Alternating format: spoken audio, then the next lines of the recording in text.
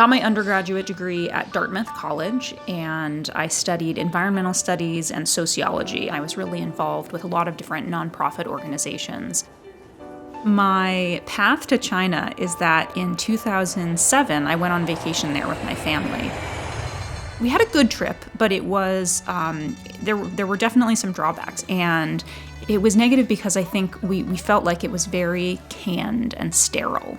I felt like I had spent 2.5 weeks in the country and that I had no insight into the local culture. And I loved so many of the things that I saw, but I also sort of felt this wall. I felt like I didn't really see real China.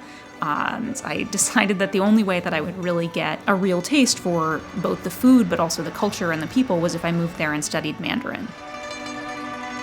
And lived there for 6 months. And I wanted to learn how to make dumplings from a Chinese grandmother. And that for me was my first light bulb.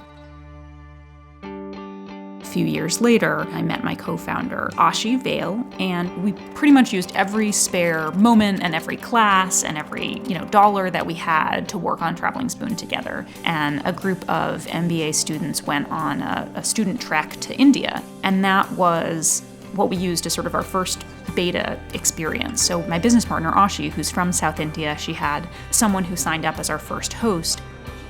And in the first 60 minutes, we had a wait list.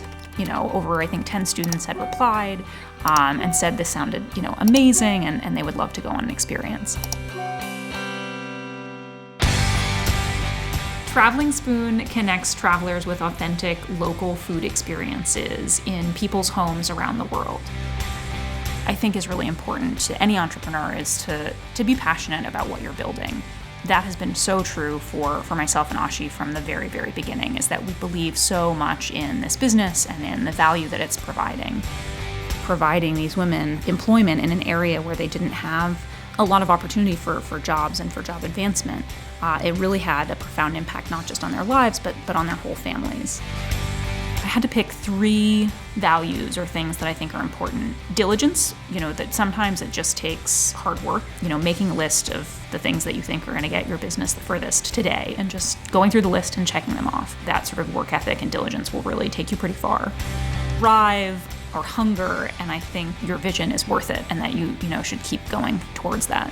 And I think related to that, the last thing is just, is passion. If you believe in what you're doing, it just makes everything else doable and every answer to those hard questions really easy if you just believe in the vision and the direction that you're heading.